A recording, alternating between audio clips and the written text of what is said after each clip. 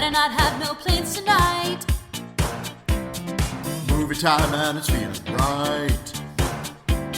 You're looking for a love that lasts. You'll find it at Romancing the Podcast. Ooh, ooh, baby, you had me at hello. Ooh, I love you. I know. Ooh, ooh, baby, you're the wind beneath my wings. Ooh, ah, I'll have what she's having. Thank you for tuning into Romancing the Pod. You had us at hello. I'm Paige Wesley. And I'm Todd Schlosser, and this week, Paige made us watch The Housemaid. Paige, this was definitely the first time I saw this movie. I'm assuming it was yours as well? Yes and no. And I'll get this out of the way. Content warning up front. Yeah. Up front. Yeah. This movie has many instances of mental, emotional, and physical abuse. It might be a lot. If you have experienced that kind of abuse in your lifetime, I don't blame you for skipping this one, and that's totally okay. Yeah. But if you can make it through, the end is pretty cathartic, so I might encourage you to try. But if that's not going to be good for your mental health, totally understand. Sit this one out. We love you. 100%. Yeah. Take care of yourself. This is definitely one you're more than welcome to sit out because it is brutal. Insane. I mean, a lady tries to kill another lady in this movie with her bad, terrible husband. Yeah. Oh, I mean, there's so much of this. Yes, this is technically the first time I'd seen it. However, I did know the twists because a few of my friends saw this when it came out because they are Colleen Hoover people. I'm not a Colleen Hoover person, and this was not written by Colleen Hoover. It is based on a book, though, and it's similar vibes, whatever. So a bunch of my friends were super excited about this movie, and I was like, I don't know what you're talking about. So I watched Amanda the Jedi break it down, so I knew what was going to happen and was fully prepared for the insanity. Okay. That said, a few things. This movie could be 30 minutes shorter. There is a lot of repeated beats. That are not the fun repeated beats. I feel like we spend an hour and a half of this movie being like, isn't she fucking crazy? But how hot is her husband? Right? And then when we finally realize what's going on, they're trying to cram that into 30 minutes at the end of the movie. And I was like, no, we could have tortured this guy for an additional 15 minutes. I will say, because I thoroughly enjoyed this bonkers ass movie. This movie's fucking nuts. It's not necessarily good. No, but it's terrible. Nuts. It's a terrible It's movie nuts. that everyone probably should watch once. 100%. Because it's terrible. It's fucking crazy. It is crazy. And Massimo is woefully underutilized. I could not 100%. believe it. 100. Now I want to say, and I'll have some of this in fun facts based on book versus movie, etc. But if you still have questions, go watch that Amanda the Jedi breakdown where she actually, I think, read the book as well. Or just listen to this podcast. Yeah, no, I'm just saying, I didn't read the book. So, you will have to seek out those answers elsewhere. Yeah, we're not going to go through the book stuff because we're not a book podcast. Yeah. I'm not going to go too much into the book stuff. Yeah, sorry, yeah. But if memory serves, and I might be totally wrong, this might just be screenwriter brain thinking this would be a better idea.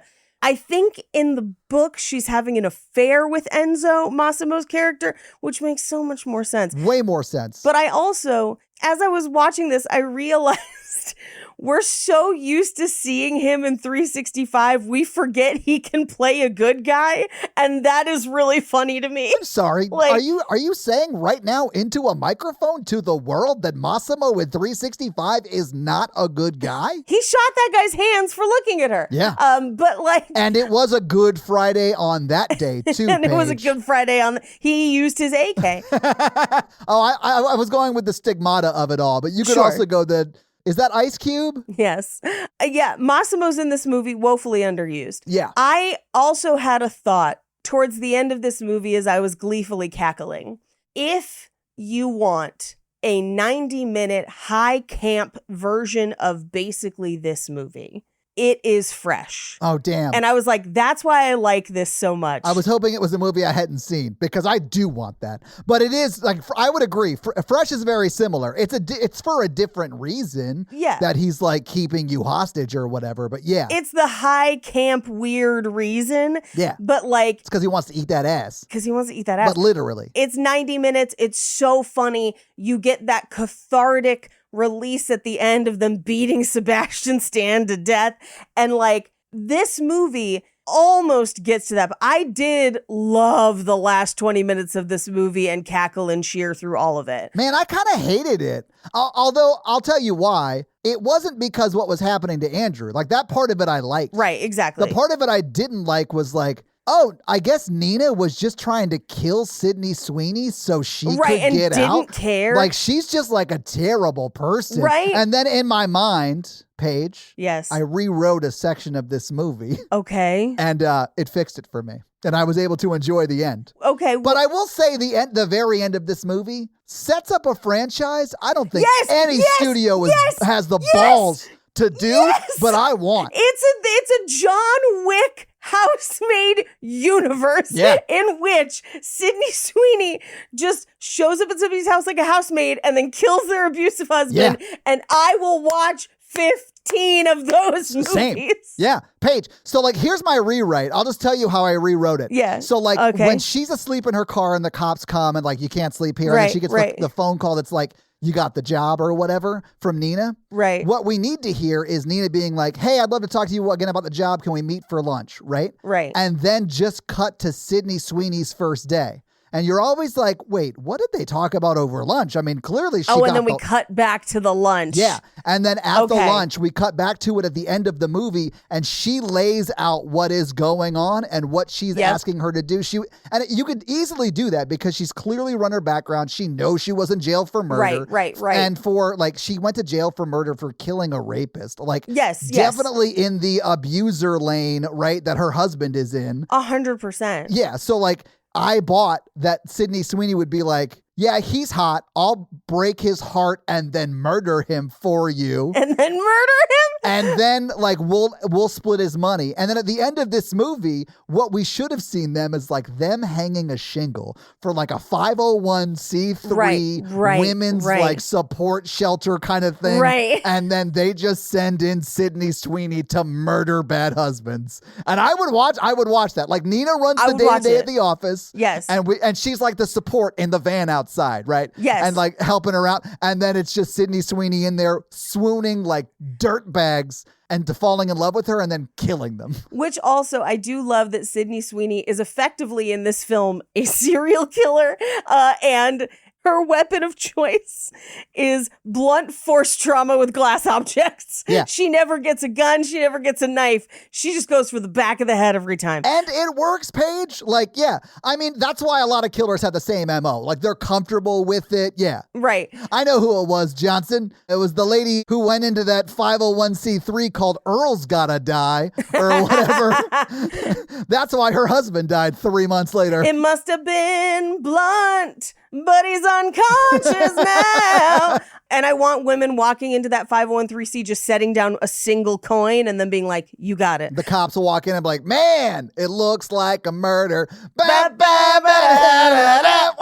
let's go, girls. I love your rewrite. I just want the franchise. Like, I feel like the rewrite would set up the franchise so well, and I want 100%. The franchise, Paige. It solves a screenwriting issue for me. Now, again, I did not read the book. And I've got so many other things to read. This is not going to be on the top of my list. But if you read it and loved it, good for y'all. Yeah, I mean, it must be good because they made it a movie. Or at least popular. Like, who cares? Yeah. At minimum, it's bonkers, and I appreciate it for that. Yeah. So I don't know if there's a fix for this in the book. But the problem that your rewrite kind of solves is that this movie implies that Amanda Seyfried's plan was to interview enough women until she found someone that needed a job badly because prison or some other reason. Yeah, like couldn't quit. You know, like they had to keep the job. Yeah. Had to keep the job and like trick them into taking her place so that she can essentially sacrifice them for her and her daughter. And there is an element, I understand, of like, she is in a horrible abusive situation. She's got to get out. Oh, yeah, I understand it. It doesn't make it not shitty. Yeah. It doesn't make it not shitty, right? I get it, but she's still setting up Sydney Sweeney to get murdered. Yeah, and her hope is that Sydney Sweeney will kill her husband and then end up back in jail for the rest of her life. Yeah. Like, that's what she hopes for Sydney Sweeney. It's best case scenario for her. Best case scenario. Yeah. And here's the thing. Admittedly, I don't love some of the things Sydney Sweeney has done publicly recently, but that doesn't mean she dies. And so, like... Yeah, well, I'm talking about her character in the movie. No, I'm also fine with this being like the last movie she has at this level. Right, because it might go that direction for her. I don't know. But like... Who knows? Yeah. But it's really not until Amanda Seyfried's younger daughter, like in the movie, the character of the daughter is like, hey, I think we should go back for her. That she's like, fuck, yeah. All right. Yeah. And then at the end... when she goes to see Sydney Sweeney, who shows up to the funeral, you know, of the guy who was abusing her for years, and like now she inherited his vast amount of wealth. Right. And in payment for Sydney Sweeney killing her years-long abuser, right, she hugs her goodbye. Yeah. Oh, no, she gives her $100,000 too. She gives her $100K. She gives her $100K. Not enough. $100K in a job, because now she's got an assassin career. I mean, honestly, give me 3 seasons of this, but Barry. Like Barry, but this. Ooh. You know what I'm saying? Like it's... Yes. Yeah, it's a procedural. Every week she murders a new shitty husband. I would watch the fuck out of Me that. too. Like Dexter, but this lady. Allow me to get a little vulnerable for a moment. Do it. It is entirely possible that part of the reason I enjoyed the ending of this so much was because I have, if you've listened to the Patreon or if you follow me on social media, you might know I have been going through the process of helping a friend get out of an abusive situation. And one of the most real emotions for me in that process is fucking rage. Oh my God, if it was legal for me to kill that man. I badly want to call Sydney Sweeney right now. What is she up to? I know. I'm like, we could call her. It'd be great. And I feel like there is a point at the end of the movie where Sydney Sweeney's character is like, all right, bet. No, we're both going. I'm murdering fucking everyone. And I was like, I resonate with this so hard. Yeah. Yes. Break every single fucking piece of that china. Go for it. But I also love that something this movie does, and admittedly, they could have edited it down into 90 minutes, but something it does very, very well in the first act is really demonstrates the reality of A, someone who gaslights people regularly and manipulates people, and B, the reality of like nobody enters into an abusive relationship that is abusive from the get-go. No, you get love bombed into it. You get love bombed. If someone was abusing you out of the gate, you'd be like, fuck off. Like, I have no emotional attachment to you at all. Yeah. Yes. That's why it starts with the love bombing, and then it becomes a cycle because they got to get you back or whatever. Exactly. Yeah. And I feel like this movie actually, heightened though it is, crazy though it is, really does a good job of like displaying the love bombing, because especially when you maybe have not been in a relationship like that yourself, or you're trying to help get somebody else out, it can feel impossible to be like, why are they still with this person? Like, why can't they just let go of this fucking person? And those parts are part of it. It is not easy. It is very difficult and an emotional roller coaster. And like one of the things this movie, I think, does give you, crazy though it is, badly written though it maybe is, I don't know. I kind of enjoyed it. I can't really call it badly written. I just think it's the pacing that's bad, honestly. I think everything else is fine. Everything else, I was like, yes. I mean, other than Nina, and like, I think with my rewrite, this sounds like I'm bragging. I'm really not. I really think that anybody could have fixed that in a rewrite. It's like the most basic thing, to not make one of your main characters who survives a horrible person. Because in my opinion, Nina at the end of this movie, as it was filmed, is a terrible person. She tried to get Sydney Sweeney either killed by her husband or murdering her husband to go to jail for the rest of her life. Nina is a like villain-ass villain. She does view her as expendable. Yes. I do think some of that is helped by her going back. I think the script thinks it helps more than it actually does. It does. I mean, yeah. Right? Congrats on the barest of minimums. Right. Right. But I do think your lunch reveal, which again, it probably wasn't in the book, and that is probably why this movie is the way it is, right? But like that implies much more cohesive planning on Amanda Seyfried's part, which I actually really like. It gives her a lot of agency because the movie spends a lot of time being like, oh, she's crazy. Too much time. Yeah, way too much time. Yeah. It wants to flip and be like, she's not crazy. She was trying to escape this whole time. But her plan relies so much on, I bet Sydney Sweeney's going to do this, and not concrete planning, that like, she is lucky it worked out. Yeah. She's lucky. She's lucky he didn't kill both of them, honestly. The dude's insane. He is insane. Yeah. Right? She lucks out with that cop at the end, which I do fucking love that twist though too. Yeah. Like, but if this had been much more of a, Thelma and Louise or whatever, of like, the two of us are going to plan this and get away with it, and we reveal at the end that like they both were in on it. Yeah. This was a plan the whole time. Then A, it absolves her a little bit of leaving Sydney Sweeney there, and B, makes her a lot more proactive in the story, which I do really like.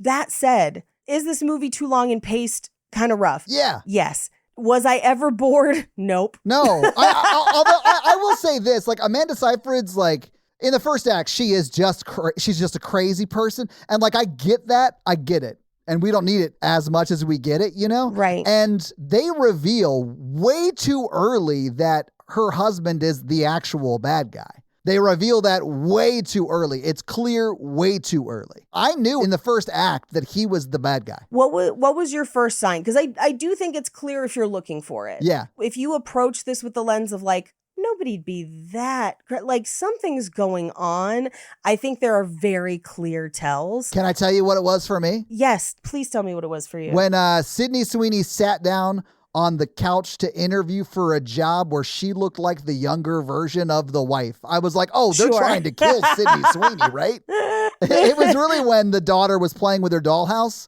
and she was saying like, cheese is a privilege, don't drop the cheese, or whatever it was. Yeah, and yeah. she was holding the dad, not the mom doll. Yes. I was like, oh, it's the dad that's the problem. Yeah. Which again is like 40 minutes into the movie. And then we have like 30 more minutes of Amanda being crazy. Right. When she's either crazy, she might just also be crazy because she's been living with abuse forever, or she's acting crazy to like initiate whatever, To what end, basically? Because at a certain point, and that is where I would cut 30 minutes out of this movie. Yeah. You don't need it. Once you reveal it's really the husband on the screen, you don't need her being crazy again. I think it was that, and for me, it's when she has hired Sydney Sweeney and she shows up that day and she's cleaned everything, and he comes home with dinner and he's not like, oh, great, nice to meet you. He's very cold. Yeah. That first night. Yeah. And I'm like, he does not like things happening that he does not know about in his house. Right. Right? 100%. So like, as a woman with just spidey sense, now granted, again, I kind of knew it was going to happen, but that was my first inkling of like, no. Yeah. Yeah. I think everyone acting in this movie does a great job. And so I do think because the guy who plays Andrew, who's, I don't know his name, but he's great. I don't think I've ever seen him in anything else, but he is great in this movie. I'm sure we'll see him in other things because he's great and naked most of this movie. Yeah. Yep. But you can kind of tell there, even the the things he's doing in front of other people that make them love him feel somewhat performative and hollow before the turn, which I will say is just his acting ability. Yeah. Like he's good. He's really good. Well, and the flip, and this is something we talked about in Fresh too, where you have a very charming version of Sebastian Stan, and then in that one moment, he yells at her, and you're like, oh my God, he is fucking terrifying, right? Yeah. This movie has a much slower turn, but it's him like calmly outside the door being like, I'm not going to let you out yet. And you're like, no, what the fuck? And then when the flip happens and he's in the locked room, the levels of rage, and you're just like, oh yeah, oh, this man is fucking terrifying and he will murder her if he gets out. I don't think you ever see the full mask off until he's locked in the room, right? Right. And then he just like lets it out and you're like, oh shit, this is why they wouldn't let Cruella de Vil have kids. Right. Like this is what happens Yeah. when someone who looks just like Cruella de Vil has Cruella kids. de Vil. Like his mom looks just like Cruella de Vil. I don't know how else to say it. That is absolutely true. I will say one thing I am pretty sure I remember hearing about the book is that in the book, they leave him up there and he starves to death. Good. I know, right? Yeah. I was like, I'm fine with that too. I'd come back in a month and unlock the door. Yeah. You know what I'm saying? Like, and then call the cops. Be like, there was a smell. Maybe you should check it out. There was a smell. That guy should die. Like, he's so evil, you know? Of course. I think there's some Jane Eyre and Wuthering Heights sprinkled, which is why the first wife's name is Kathy. Oh, yeah, that makes sense, I guess. I might be wrong. Yeah. Okay, so in the book, Millie turns the tables, locking him in the attic without food or water, leading to his death by starvation, dehydration. Nina discovers the body and covers up the crime, and the police rule it an accident, allowing them both to escape. So Millie, like, locks him in there and is like, bye. Great. And just bounces.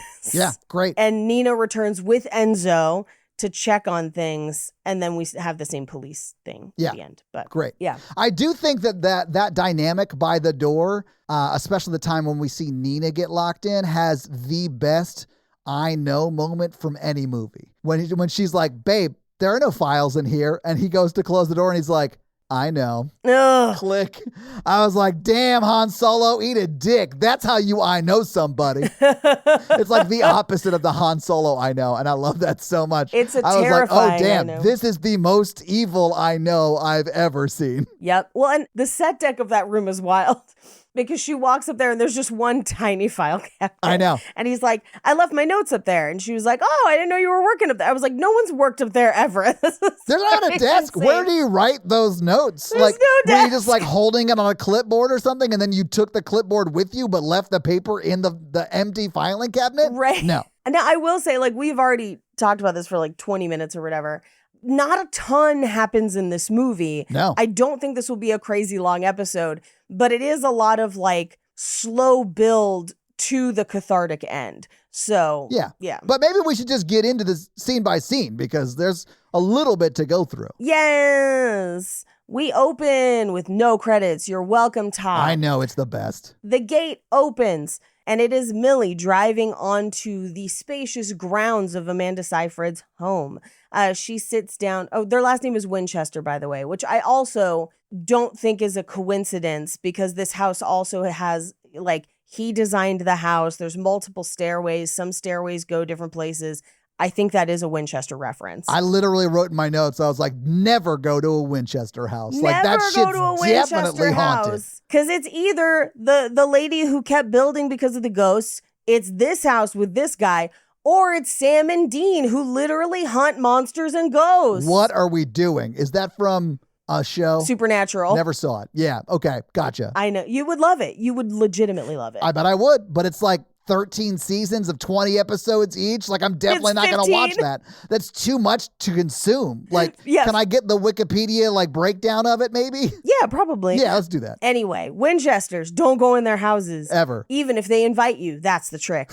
But she's looking at her resume and she's like, you're overqualified for this. And she's like, yeah, but like, I've been looking for a nanny job. I love kids. And she's like, this is a live-in position, by the way. She's like, that's fine. Yeah, of course. But, you know, I worked in tech or whatever. And so she gives her a grand tour of the house. Well, her where husband we worked in see- tech. Her husband works in tech. Yeah. Where we see the death trap of a fucking staircase. Yeah. That this man designed. It's like a spiral staircase that's like really tightly packed. So it's like, Yes. I could probably lay across it. You know, I'm 5'9" on a good day. Right. And I could probably lay across it without extending my arms and my body would be like planking it. You know what I'm saying? Like, Right, there's right. maybe 4 feet from the banisters, that's what kills him at the end. Cause he like just like not Plachinkos. What is that? He like Plinkos. plinkos down the staircase. Yeah, but also pachinko in Japan because it is one of the like gambling games they play in Tokyo. I'm sure you saw this when you were in Japan, pachinko. Well, I got it confused for the Plachinko Twist, which is from The Cutting Edge, which is a movie I think we've done. Yeah. We have done Cutting Edge Yeah. with the pachinko twist. But yeah, plinko, pachinko, whichever Either game one. with balls hitting against things that you want to deal with. You get it. It is also not a perfect circle. Like, you know how most spiral staircases are a consistent circle? It changes with each floor, and it's not an even circle. So that means when he falls later, he hits even more things than he would have if it was a perfect circular staircase. This is why you shouldn't let non-architects architect. Yeah, right? You could call Woody Harrelson, who's out of work, as an architect. I do know he's out of work. Yeah. If I learned anything from the Indecent Proposal episode, it's that guy can't keep a job. Can't keep a job. Anyway, we reveal his man cave / the screening room. That will be important later. Yeah. And that it's a room I want. Yeah. That he wants to tell everyone about Barry Lyndon. He never does that in the movie, thank goodness. Because what a boring conversation that would be. Yeah. And we also see the daughter, Cece's room, where there's a mini version of the house that he built her. Yeah. That will come into play in hereditary ways later. Yeah. They then go upstairs and she shows her where she'd be living, which is the attic room. Yeah. Now, I think this is just my headcanon theory. Yeah, tell me what you think, girl. After now seeing this.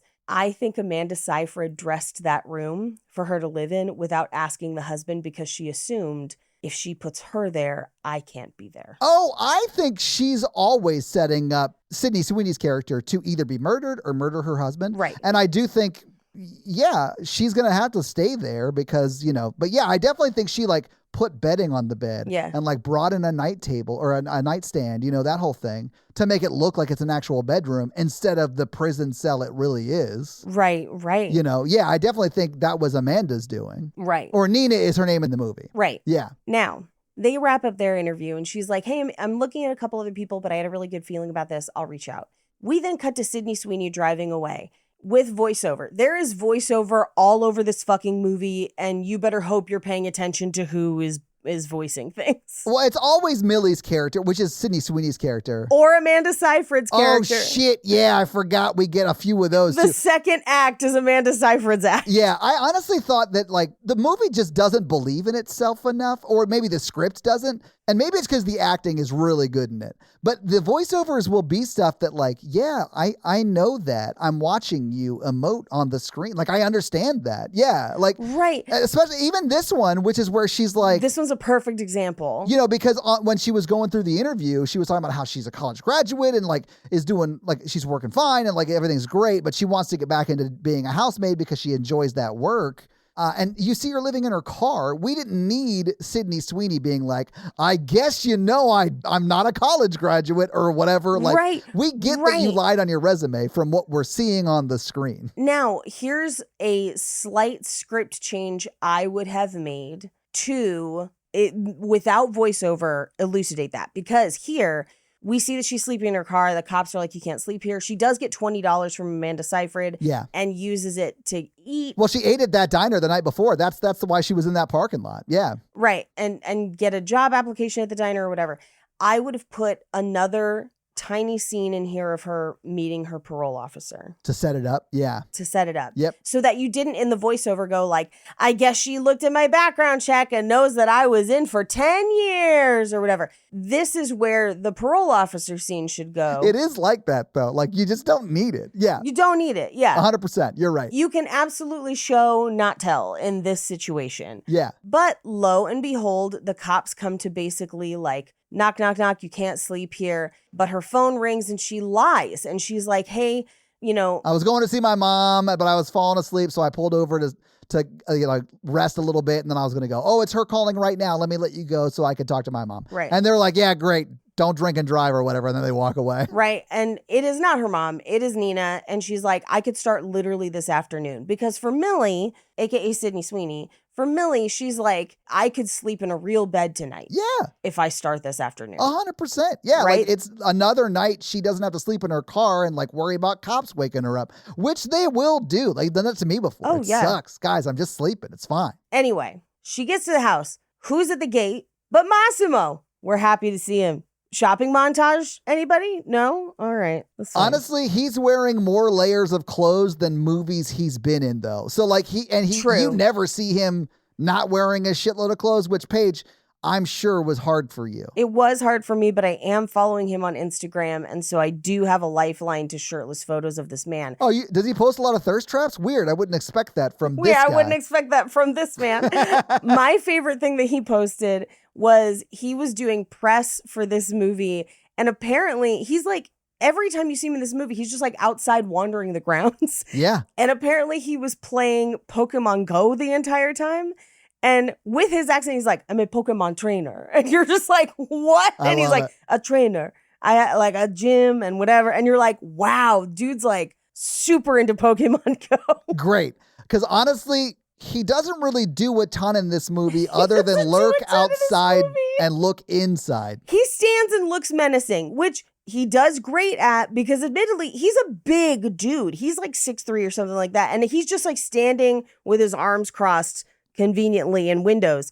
And like, yeah, if I didn't know who that guy was, if I didn't know that he was safe visually as a lady, I'd be like, scary. You are very large. Yeah. And he doesn't say much. Like, if he got paid $60,000 for this movie, he got paid $10,000 a line. Like, he doesn't even do much in the movie. I have no idea what he got paid for the record. I have no idea. He doesn't really have much to do. It's unfortunate. But when he does have lines, his character is super interesting and you like kind of root for him, but then we don't see him that much on screen. I honestly want him to be like the front desk eye candy of The Office. That is the 501c3 nonprofit that Nina and Millie start 10 minutes after this movie ends. The Annie Potts? Yes. Yeah. He's the eye candy. Yeah. Just answering the phone like, do you have a Jigglypuff? Yeah. like, honestly, the accent would work for anything. I love it. He should never lose that accent. I know.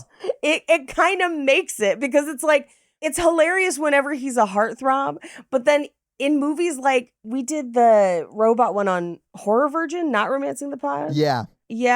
Where that one where he's just supposed to be like regular American dad. And it's very Jean-Claude Van Damme where you're just like, we're not going to explain it at all. Yeah, because he's supposed to be in Chicago or something. Yes. And he sounds like he's in Chicago, Ukraine. Like, it just sounds like he's Eastern European vaguely. Bruh is fresh off the boat from Sicily. 100%. No, I'm sure. It just because he's trying to do a like Chicagoan accent, but has his accent, it does not sound anywhere remotely close to where he should be geographically. No, it works for this though because his name is Enzo. He's the it works groundskeeper. 100% for this. It works 100%. Yeah. I could have taken are you lost, baby girl? 100%. Like through the window. I would have loved it. Like, it sucks that like she just ends up having sex with like the villain of the movie a bunch, right? And those are the sex scenes we get, and we don't get any of like Nina and Enzo's sex scenes, which like, come on, I would watch. Come on, she's like chained to a radiator. I mean, that's also in the world's biggest shower. Giant shower. It's in the pool house of this house. Yeah, but like. I think about that in the sense of like, we don't necessarily get any confirmation in this film that they are in a relationship, but it makes sense, right? If we had found out she was with Enzo, that makes all the sense in the world because like he is actively trying to help her escape. Yeah. He is a like physically imposing, but ultimately safe man based on what we know about him. Yeah. That's a reveal I would have loved. I would have been rooting for. Me too. But I think that ultimately, and this is probably why the movie is like this, they don't want to display a story of a triumphant escape from abuse and just have it be a white knight in shining armor saves her. They want her and Millie to save each other. That's what they want to happen. And you kind of can't do that if Enzo is in the mix. I disagree. Like, if it had cut from her laughing in the front driveway to banging to Enzo, just them in a hotel where she's just getting destroyed in the best way by Enzo, I'd be like, I get it. I'm here for it. Maybe we get like a sex scene and then like, you know how they cut away from like the end of it.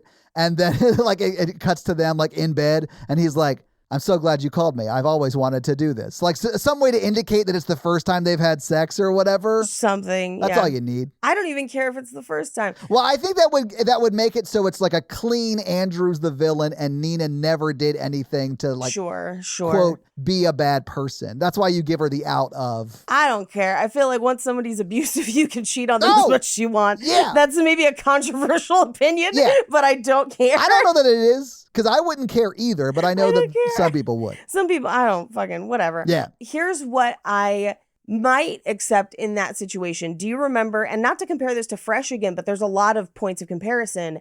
There is her best friend's like former hookup from the bar that tracks the friend's location and then gets there and is like, nope, I'm turning around and doesn't help them. That's right. Yeah. I would also accept a version of this where she is with Enzo and she's like, I got to go back for Millie. And Enzo is like, I want you to be safe, and you aren't safe if that happens. Yeah. And I can't let you go, but then she goes anyway. But I do think something that's really kind of interesting that they don't explore enough is that, like, when we get some of the flashbacks of the planning, Enzo is the one who's against involving Millie. Yeah. In his mind, he's basically like, let me kill your husband. Yeah, I bet he would. Like, don't involve this innocent woman. Yeah. Yes. Anyway, we cut to, she gets back in the house. We meet Massimo, aka Enzo. The house that was previously pristine. Yeah, it was real clean. Is an absolute wreck. There's stuff everywhere. And she's like, oh, yeah, no, I'm so busy. I got to write this PTA speech. Okay, I got to go. Here's where all the cleaning stuff is. Have fun. Bye. And immediately is gone. Yeah. Like, who knows where, and just leaves Millie to basically clean the whole house.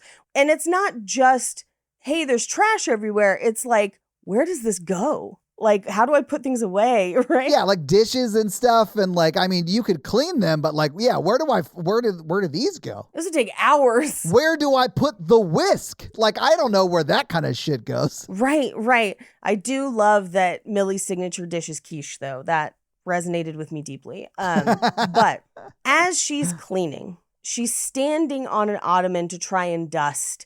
And this was my first clue that Andrew is evil. Yeah. Because they come home and Cece is like, no shoes on the furniture. Yeah. And she's like, oh my God, I'm so sorry. I'm nice to meet you. I'm Millie. And they literally are like, who the fuck are you? Yeah. And it's not until Amanda Seyfried comes in and is like, oh, this is Millie. She's going to be living with us. She'll be in the guest room, all this stuff. And he's like, okay. And she's like, we can probably stretch the food for 4. Yes, no. And Millie's like, I'm just going to go to bed. I think because this interaction has been strange, right? It is strange. Although I think it's played off like Nina is just like aloof and like kind of crazy Everywhere. And didn't tell her husband about it, you know? Yeah. That's the way I think it plays the first time watching through it. But if you like know the turn, right, you can definitely see that Andrew's pissed. He's pissed. And we overhear her being like, oh, you ordered from the wrong Italian place again. It's not the wrong Italian place. It's never the wrong Italian place because he dictates what everyone eats all the time.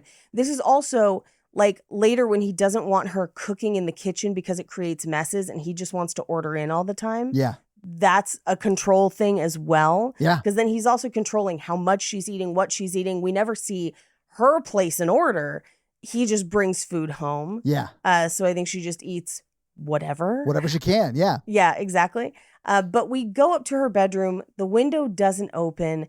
And she asks Amanda Seyfried, like, is there any way we could get this open?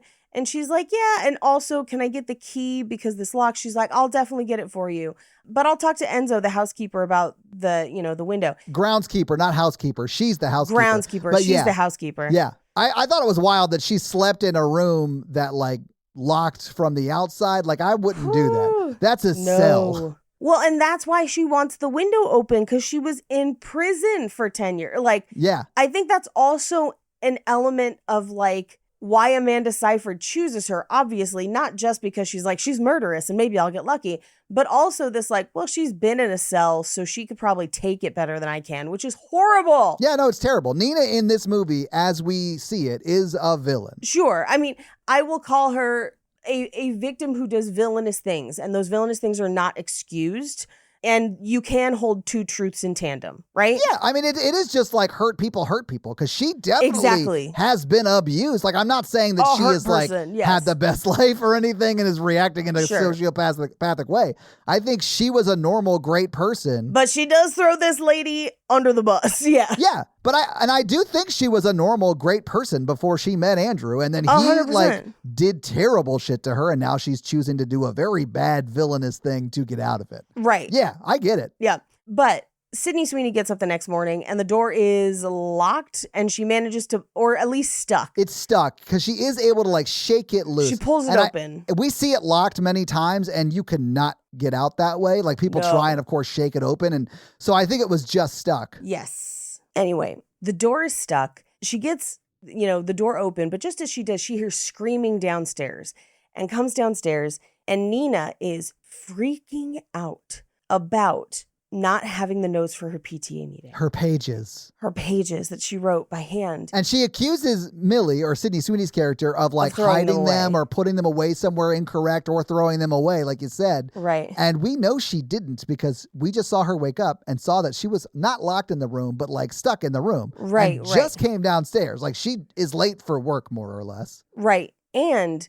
now, having seen the movie one time, this scene takes on a whole different context because Andrew is like, hey, I'll take Cece to school. Yeah. You stay home. You work on, your speech or whatever. And then you can go and get your roots done and have time to touch up your hair before you go to the BTA meeting. We will find out. She does not have time to do that.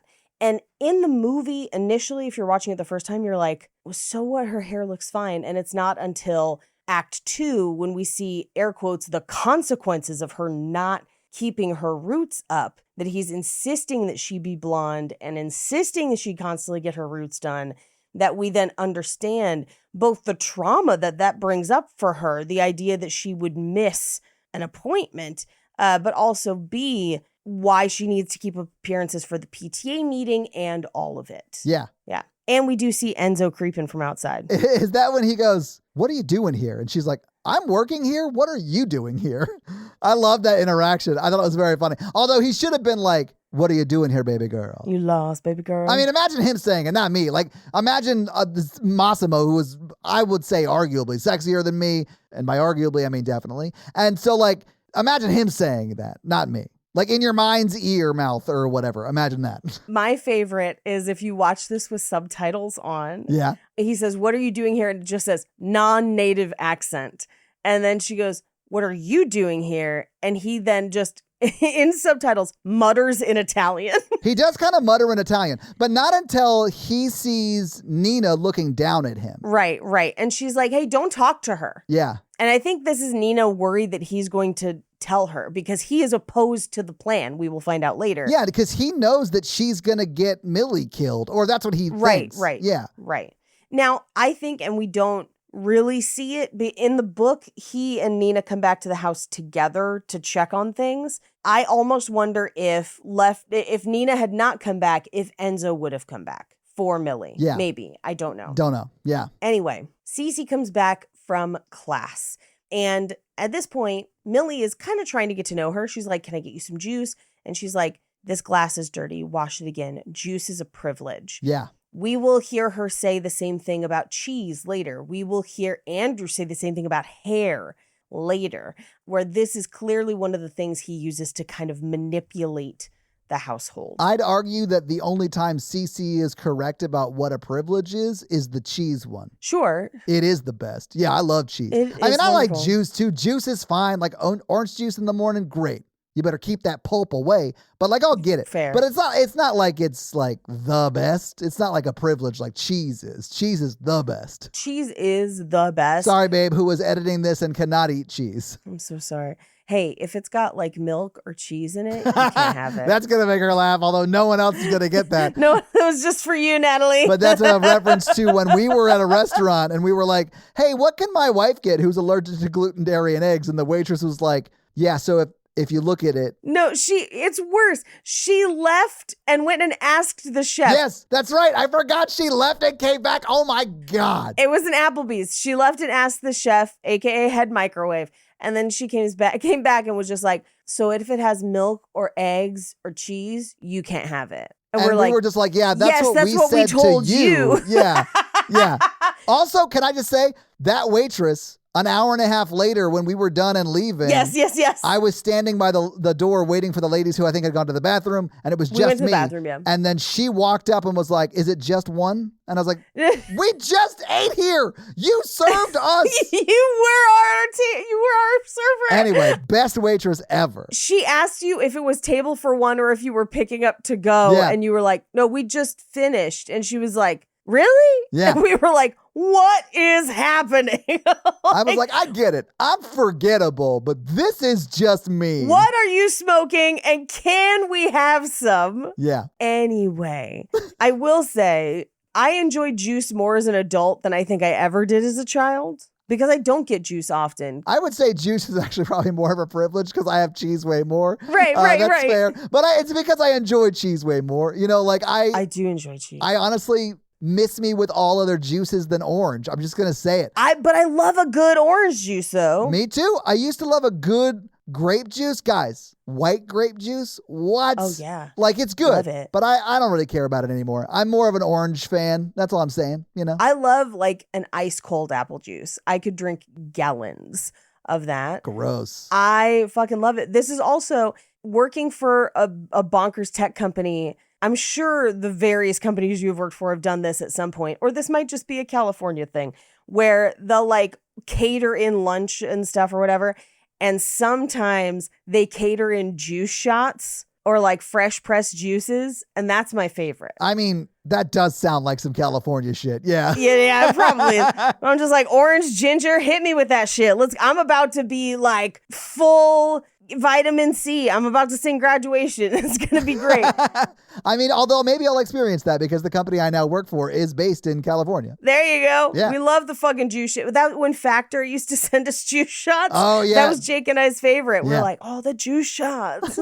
Anyway, juice is a privilege. Yeah. But Cece just like lectures Sydney Sweeney on like the things she will and will not drink out of a dirty glass. Right. And you're like, damn, something's wrong with Cece. And she's like the kind of young that like, it probably wasn't an internal thing that became that way. You know what I'm saying? Like, it's probably abuse based, if that makes sense. Yes. And I do think it's really interesting that when she is finally away and Nina has like taken her and Nina has her in her custody essentially. And probably Cece feels safe finally for the first time in years. Yeah. Her entire demeanor changes. Yes. And I think that's a credit to that young actress. Me too. Right? Yeah, I think she does a good job. You visibly see it. And this whole time you think she hates Millie and maybe doesn't realize what exactly is going on with Millie and what part she plays in all of this. But then once she is away with Nina and she's like, we got to go back for her, you realize that Cece understood a lot more of what was happening to her mom. Yeah. Right? Yeah. And knows that it's going to be bad for Millie too. Yeah. But anyway, she makes them dinner, even though she's already had dinner, but sets it up for them to eat. And then she goes upstairs. Although he says, she's like, I already eat. And he's like, I insist. Yeah. And so she does like sit down at the table, basically. Yeah. Oh, by the way, at that moment, that's when I wrote, I'm calling it, the husband's the bad one. Yeah. Massimo's going to be wrecking that lady. And he never did, which broke my heart. He never did. But yeah. You lost, baby girl. I could shoot his hands for you. I would have loved to have seen Massimo shoot Andrew's hands. That would have been great. Come on. For me. I would have loved that. It's called the full Desperado. Or if Massimo had switched places for his twin brother. Remember that Massimo has a crazy twin brother? I gotta rewatch those movies. They're terrible, but they're so fun. I do kind of wish this was in that universe. Oh my God, yes, where he's undercover. Yeah. And then, but Nacho was the groundskeeper. It goes too deep, Paige. Follow the money. Anyway. Follow that Winchester money. She goes upstairs to her room and she's scrolling on his Instagram. She's looking at Andrew's Instagram. And then he like brings her a cupcake and then touches her hair. And thankfully, it is a dream. Well, but she wakes up like, oh no. Yeah, she wakes up like, oh no, that's not going to work for me. Because she has to keep a house. You know, she has to keep a job or she goes back to jail. So like, she's like, no, I cannot have sex with the husband of my, or my employer. Like, they will fire me. Not until Act 2. Well, yeah, I mean, but I understood why she was like, no, I cannot develop feels for the house guy. No, but what this movie does a great job of is essentially with Nina playing good cop, bad cop. Of like, behind the scenes, we will find out he is abusing Nina so severely, she is just trying to survive. And that's what we're seeing as, air quotes, crazy. Plus, pieces of her plan to try and put Millie in her place. Yeah. Right? By that, I don't mean put her in her place like societally, but literally switch places with Millie. Yes. And in all of that, she knows that Andrew cares so much about appearances that he will play good cop with Millie. Yeah. And so he kind of plays into her hand there. Yeah. Anyway, she sets up breakfast for them and she's like, great, it's Saturday. I'm going to go for a meeting. And she's like, well, I can't spare you today. And you made me miss the hair salon. So I have to go. And Andrew is like, no, you can go for a couple hours. Now, here's the thing. Nina absolutely knows where she's going. She pretends like she doesn't, but she absolutely knows. And this is her testing the waters to see how serious this is. If Millie can just miss a parole appointment, then maybe Millie isn't as desperate as she needs her to be here. Interesting. I thought she knew about the murder beforehand because, like, if you know her name, that's what I mean, and that she was arrested, like, you could just Google it. Yeah, she does know. Yeah, but that's like, what I'm saying. I don't think she would be using the parole thing as like a test for how bad it was. You know what I'm saying? Like, I mean, I think maybe. she already knows how bad it was. No. I don't think that's what she's testing. I think what she's testing is how malleable is the parole situation, not how bad the crime was, but if she can move this parole appointment, that means she could probably also quit this job and explain it to her parole officer. Fair, yeah. Does that make sense? Yeah.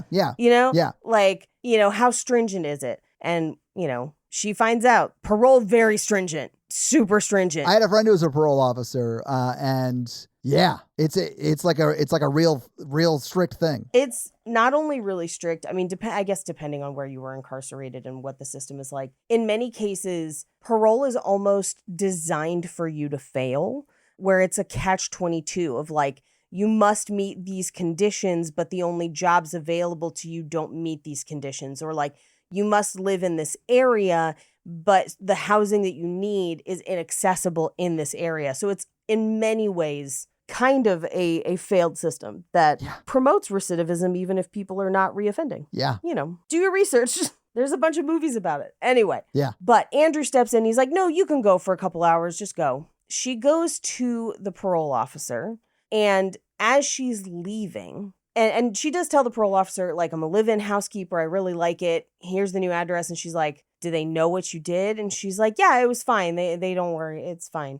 And I do love that her parole officer is like, hey, human connections are important. Like, I hope you're meeting new people. You have 5 years left on parole. Or 5 years left if you go back. I don't want to see you go back and have to serve those 5 years. Yeah. So please keep this job, essentially. Yeah. But as she leaves her parole meeting, she gets a call from Nina that's like, you have to pick up Cece from ballet, but she doesn't give her a location. Literally just hangs up. Oh, and my doesn't God. give her the name of the ballet studio. Nothing. Just, you got to pick her up from ballet. So like Sydney Sweeney is just like Googling on her phone the ballet studios around the house. And we don't see if she goes to any other ones because she gets to the right one just in time. Right. But I'd imagine she probably went to one or two wrong ones. Yeah, I'm sure.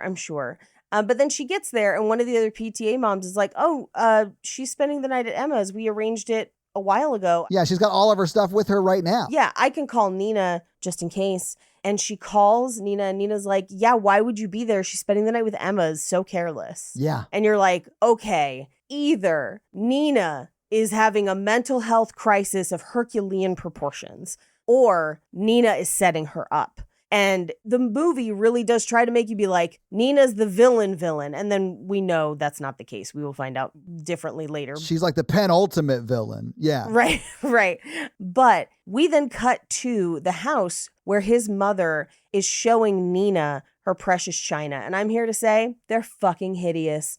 I cheered for every plate that got broken. Oh, yeah? And that's not like me. I mean, I don't give a shit about China. Like, I'm just never going to, because like, who's got the time? I mean, or money? Like, I just grew up too poor to care about that shit. I've never cared about bone china. I don't tend to like it appearance-wise. Is it made with real bone? No, it's porcelain, but I'm sure there are pieces made with real bone historically, but modern day it's porcelain. Okay. But like, I have been slowly collecting my grandmother's set. I'm almost done. I found like a ton of the pieces, but more for me, that's just like posterity. These are things that remind me of her. Yeah. Yeah, that's cool as shit. Like, I would love that. Right. My family don't got it like that.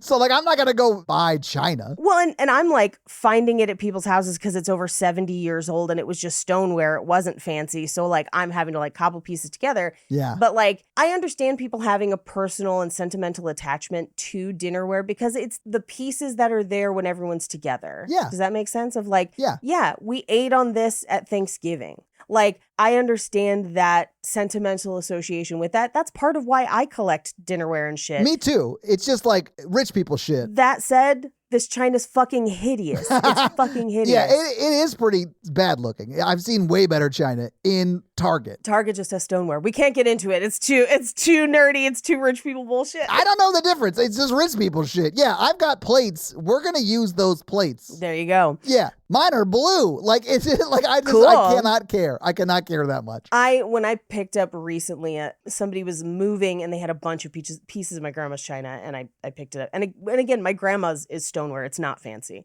but it's just old and therefore hard to find. And she was like, this other lady wanted to buy it and she's not even going to use it. I was like, I'm not going to use it either, lady. Like, these are 70-year-old plates. You can't replace them if they break or whatever. And she was just like, but you don't live forever. And I was like, you have a point, but this reminds me of someone. So if I break all of it, now I don't have that reminder. I realize that I'm being crazy, but I'm just let me do it. Let me leave. I gave you the money. You've got some real Andrew vibes. I've got some real fucking Andrew vibes around those fucking plates. Although I bet your grandmother's stoneware is way better looking than his china. It's that's some of you know, because I've posted about it and whatever. It's Franciscan Starburst. It's very cool. It's also very mid-century and whatever, but it's cooler than this fucking awful.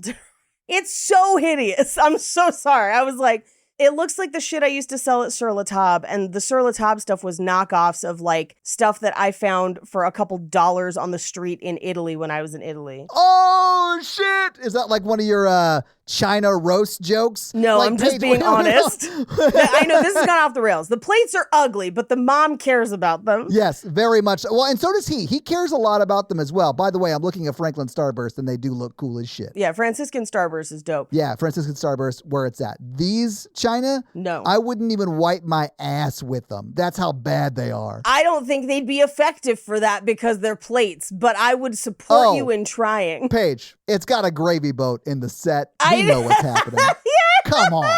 Yes. Now, something the movie hints at, but doesn't dive too much into. I think part of the reason Andrew cares is I think his mom was abusive, and this is trauma, plates. Yeah. His mother is Cruella de Vil. Yes. That's what she looks like. I mean, it's Elizabeth Perkins with white hair, but she does look like Cruella de Vil. Give her a Dalmatian coat, and it's the only time you'll see that woman smile. She is just evil looking. She needs to skin a puppy so bad. That's 100%. Yeah. Anyway. We do, after this, later that night, we see Sydney Sweeney wakes up. She can't sleep. So she goes down to the screening room, which is basically their home theater, and curls up and is flipping through the channels. Now, my favorite little Easter egg in here is the first thing that's on TV is Paul Feig, who I believe adapted and directed this movie. He did direct it. I did see that. Yeah. Oh, and he's produced it. So, yeah, he probably did a few other things too. Yeah. Which I can't say much more because NDA, but one of the office buildings I was in for March, he had an office in. I don't know if he's been there ever. I never saw him there. Yeah. But every time I went in, I'd walk past the door that just said Paul Feig. And I was like, oh, man. Hell yeah. Does he still work here? What's going on? No idea. I feel like the reason this gets as high violence and kind of camp at the end as it does is because it's Paul Feig. Yeah. If you're unfamiliar with his work, Bridesmaids. Yeah. And a number of... How have we not done Bridesmaids on this fucking show? I don't know. He also produced a show that I loved called Minx. Oh, God, I love Minx. It's actually just got to Netflix, but I loved that show when it was on HBO. Minx is so good. I wish they were doing more seasons. I know, because it's just the one, right? It's 2. They made 2 seasons. Both are great. But short seasons, 8 episodes. Yeah, it's 18 episodes total for both seasons. Yeah. Anyway, she ends up watching Old Family Feud with Richard Dawson. I do think that was an intentional choice. It might be in the book, but Richard Dawson was also known for kissing people without their consent on Family Feud. Oh, they show it a bunch in the movie, although they show it a bunch in the movie. It doesn't seem to be a time where the woman in the kiss didn't know it was happening, Right. Because that was a thing he did on that show. All the time. It got to a point where I think the women that went on the show knew that was going to happen and were either okay with it or I'm sure they cut some out that were what is happening? Why are you doing this? Could you not? Yeah. Yeah. Because it's weird. It's weird. Anyway, this is where we also establish, because Andrew comes out and he's watching TV with her kind of close. And this is where we find out that Nina's an orphan and there was a house fire, and he implies that maybe she did it, but nobody knows. And at this point in the movie, if you're not clocking that Andrew's the bad guy, which you absolutely should. You absolutely should be. You have seen Nina like losing her mind. Right. If you're not paying attention to the fact that Andrew's a bad guy, you'd be like, well, I guess the NYPD and me have one thing in common, and it's that our belief that Nina killed her parents and then set her house on fire. Right. Because she's just been so crazy up till this point. Up to this point, right? Yeah. But who should show up? Nina, who basically is like, it's 2 a.m. Andrew, go to bed. And then as she comes up to Millie, she's like, stay away from my fucking husband. Pack your stuff in the morning. Now, I am, having watched the movie, I am now conflicted about scenes like this where my question is this her making Millie beg to stay and reinforcing how desperate Millie is to be there?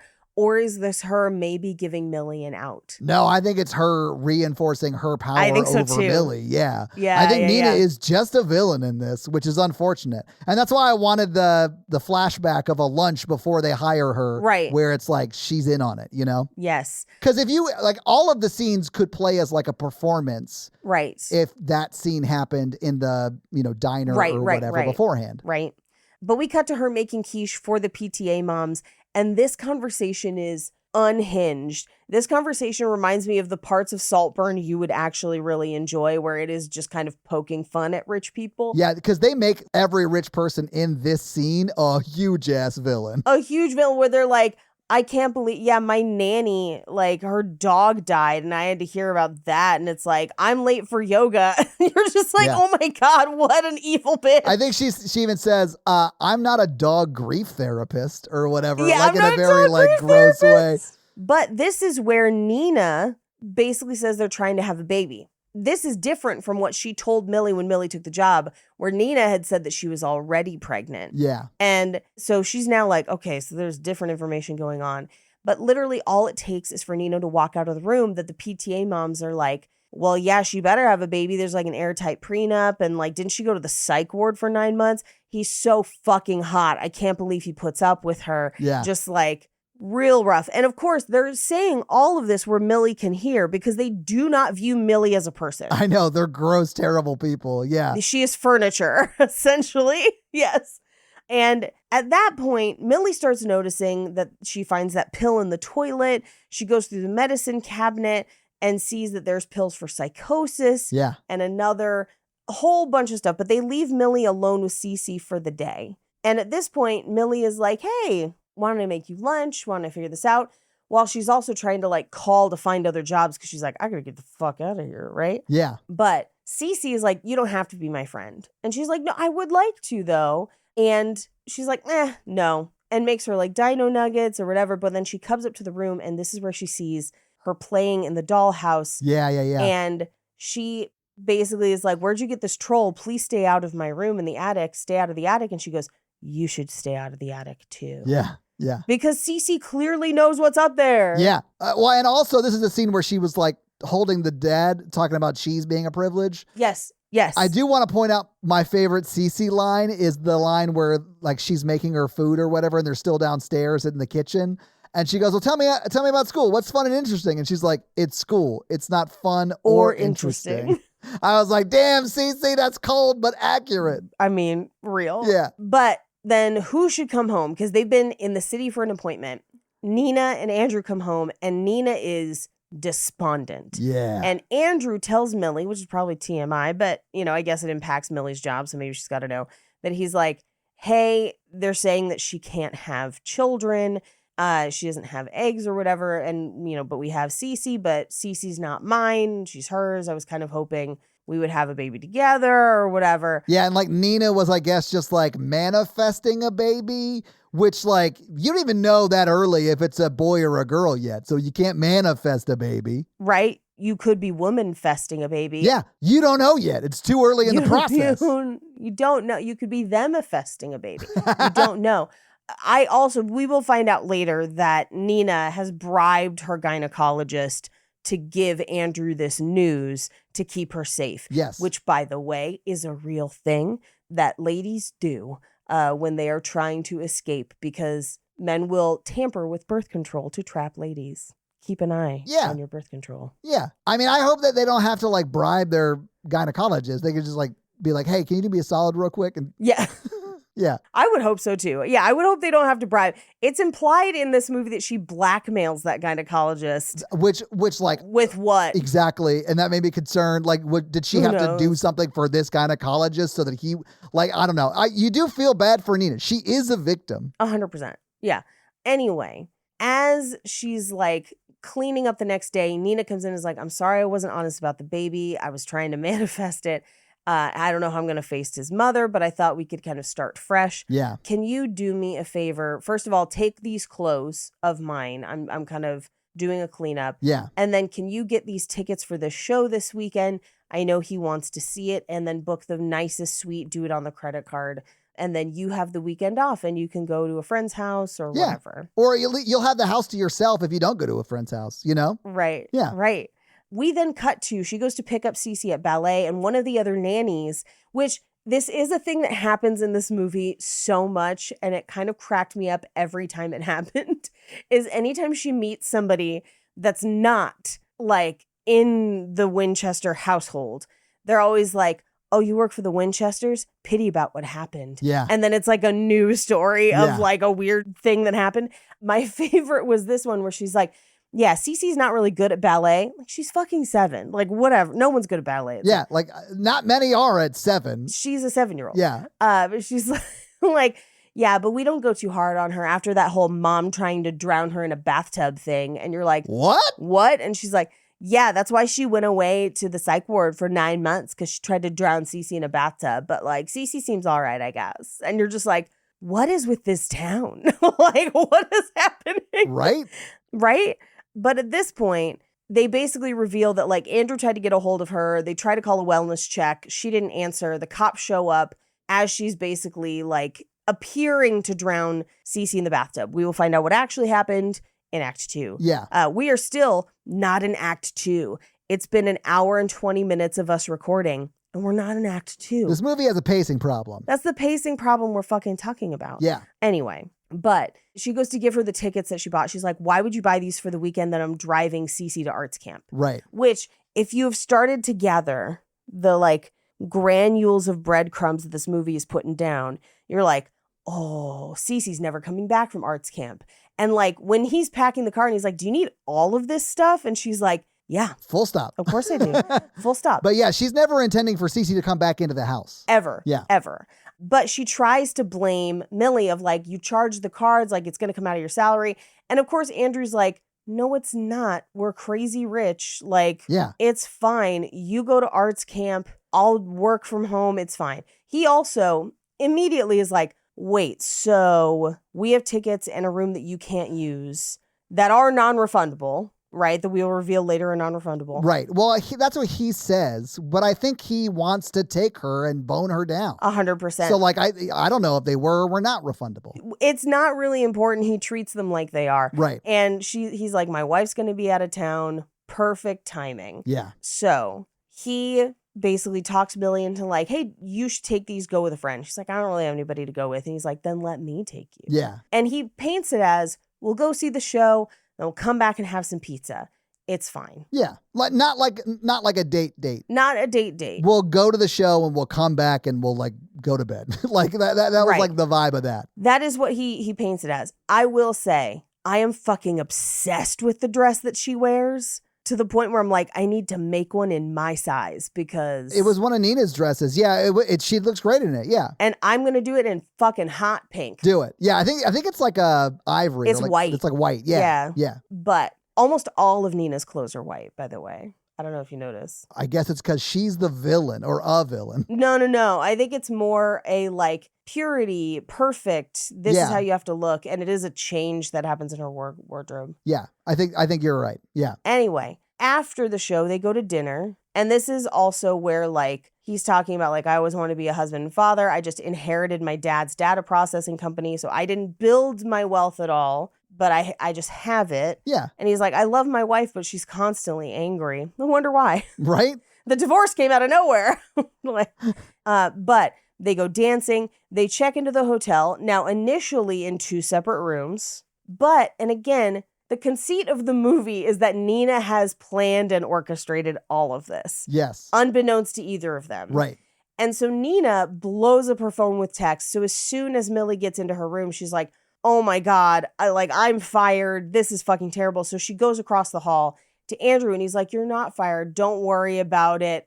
Bonage immediately. And the sex scenes are like sexy. Like they're not sexy, but you already know he's the bad guy. So you're just like, oh, well, this is going to be terrible for her ultimately. I did think this was kind of interesting because me and some of the other women in the writing program I was in were analyzing the way that Vladimir shot their sex scenes versus the way other movies have.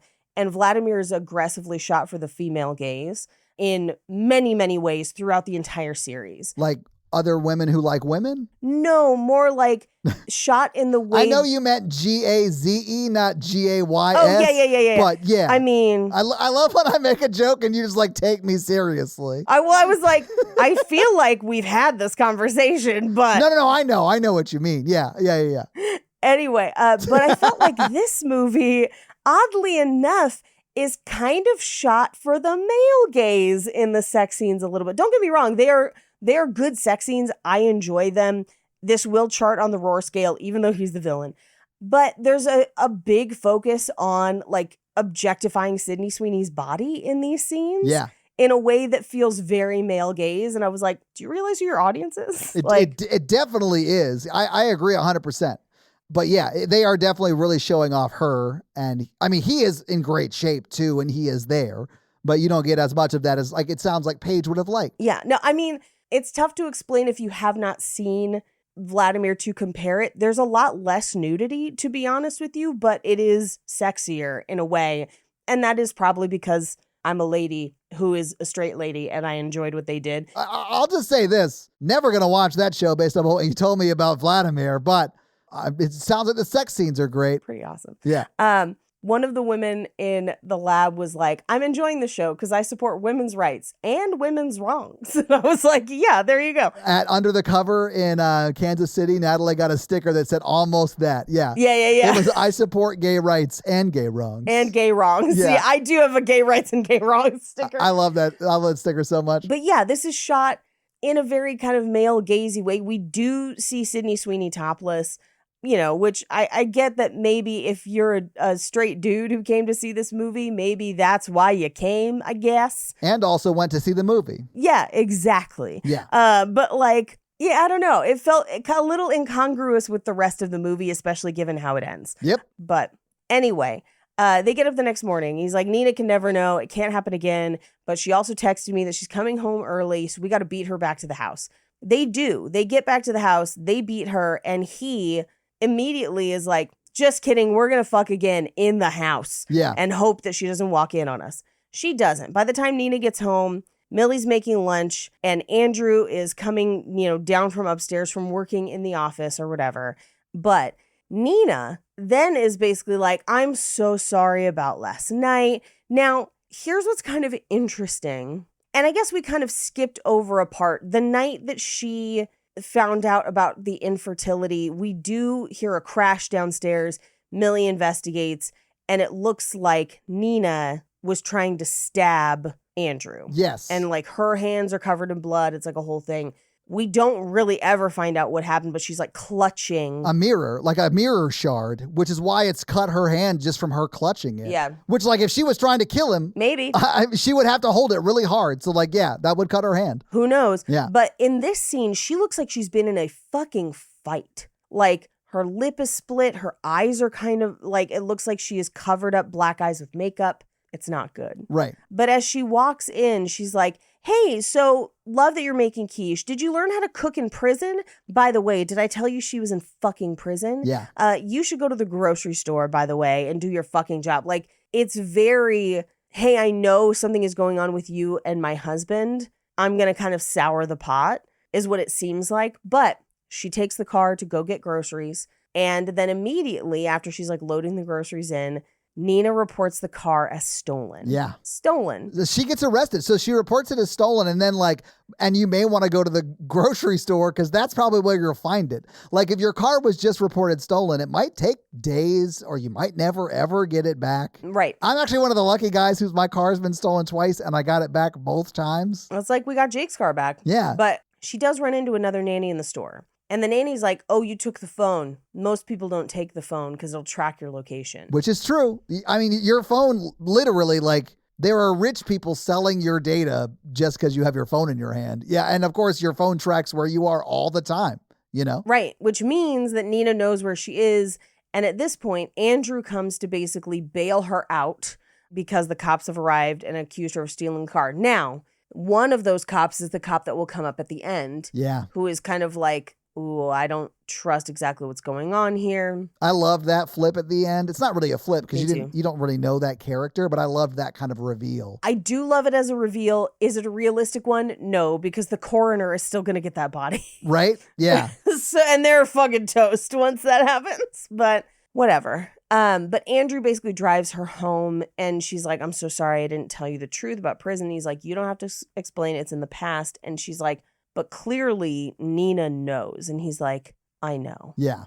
So they get back to the house. Nina confronts them with the playbill from the show. Yeah. She's like, I know you guys went to the show and then hooked up or whatever. Yeah, I know you fucking fucked her. Yeah. Now, he says to her, of course we didn't. You're imagining things again. Which, by the way, if you're Millie, should be a giant red fucking flag because he is absolutely lying and gaslighting her. Yeah, if I was Millie, though, and you need to keep your job and you are having sex with this guy, you're probably like, yes, lie. Please lie. In this moment, please lie. Yeah. But yeah, I mean, Nina and Andrew are bad people. I would say Nina was created by Andrew, if that makes sense. But she's doing terrible things because of that abuse. Right. And Andrew's way worse. He's so bad. Right. Well, and this is the point where Andrew is like, Nina, I need you to leave. Yeah, he kicks her out of the house. Kicks her out of the fucking house.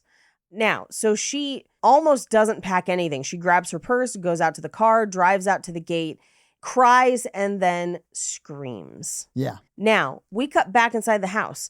And Millie is like, I'm so sorry. And what are we going to do? And he's like, well, I'll call the lawyers and we'll figure out Cece tomorrow and make sure she's safe. He never does that, by the way. Nope. Never. Does not care about Cece. She's gone now. Only performatively. If there are other people around, he seems like he does. Right. Yeah. And we get a love bombing montage of sex scenes. Right? Yeah. This is your 365 shopping montage is the love bombing montage of sex scenes here. Yeah. Until she gets up to make him breakfast in bed and she does it on the mom's china. Yeah. And turns, and who should be in the doorway? Massimo. I literally wrote in my notes, oh, I forgot he was here. I forgot Massimo was here. Yeah. He's been here the whole time? Yeah. She jumps, drops, and breaks the china. Yeah. Now, obviously, at this point, Andrew freaks out and fires Enzo. And he makes it seem like he's like, hey, don't worry about it. I got a guy who can fix plates. If you could just pull the big pieces out and don't throw them away, I'll have someone take a look at them. Yeah, I got a plate guy. I got a plate guy. What a weird thing to say. Also, it is shattered. It's... Yeah, but who the fuck has a plate guy? That's some real rich people shit. I mean, it depends on the context in which you have a plate guy, right? Oh, yeah. In this context, yeah, that's some fucking weird shit. Yeah, if you're a driver driver from the movie Driver and you're talking about license plates and someone who can get you fake plates, that's a plate guy. Yeah. You know? Yeah. That's a real working class plate guy. Right. But this guy's got a real snooty plate guy. You know what I'm saying? Exactly. The kind that when you show up at his house, he licks the plate and tells you what year syrup was on it. It's that kind of snooty plate guy. Elderberry. 1847. Yes. Yeah. From the Montreal cask of syrups. Breakfast sausage. James Dean. And you had sex recently. Anyway, we got to move on. But she picks up the pieces. And she puts them in a bag on the kitchen counter so he can take it to his plate guy, who does not exist for sure. And she, as she's kind of walking around, walks through Cece's room and sees the dollhouse with Mommy in the attic. Yeah. Now, he comes home. He picks up the china pieces and he's like, hey, these are still dirty. And she's like, oh, yeah, I didn't want to cut myself washing them. Valid. Yeah. Valid. Plus, your plate guy licks them clean. That's part of it for him. Right. Quiche. Now, she has also been making dinner. And he's like, or no, he brought dinner home because he didn't want her messing up the kitchen again. Right. She's like, dinner smells good. He's like, put a pin in dinner. Let's take some champagne upstairs. They go upstairs into the attic. He pours some champagne. He clearly drugs her. Yes. She passes out. She wakes up the next day or some hours later, and the room is completely bare. There's no blankets on the bed. There's no bedside table. There is just the fridge with 3 tiny bottles of water and nothing else there. I think it was the next morning, and I think that window points east. Yes. Because the sun's right in the middle of it when she gets up. And yes. It's such a cool, intentional shot. I loved it so much. And well, in that window, because as the light moves through the room, it becomes inescapable. Yeah. Which also makes it impossible to stay in there all day. It gets hot. It's a whole bunch of stuff. Yeah. But she goes to go out the door. It's locked. And she's like, hey, can you let me out? And he's like, eventually. Yeah. And you're like, ooh, no, And she says, is this a game? And he says, I wish it was. We then cut to Nina at the gate a few days before. Yeah. Screaming and then turning into laughing. Yeah. As she's like, let's get the fuck out of here. She goes to a hotel. She's dancing around. She's drinking champagne. She's yelling, fuck you, Andrew.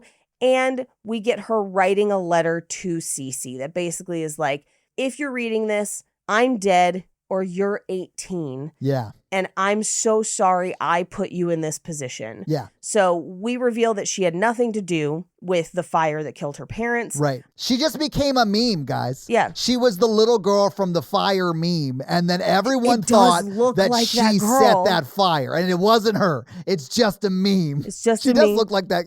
Like if that girl grew up, you could see it being Amanda, right? Like, yeah. Exactly like that girl. Even dressed like her. Yeah, that's what took me there. But she's like, I grew up in foster homes, and then I went to law school, and I almost got my law degree, but then I slept with my professor, and he got me pregnant and abandoned me. So now I'm a single mom working as like a legal assistant or a paralegal, probably at this law firm, or the secretary, whatever. I think she was a paralegal because she was like running briefs and like proofs and stuff, and she was in law school. Like she would definitely be hired for that kind of position, I think. Exactly. And they had childcare, so she could bring Cece with her, and then she's pumping in the bathroom. Yeah. And they had health insurance.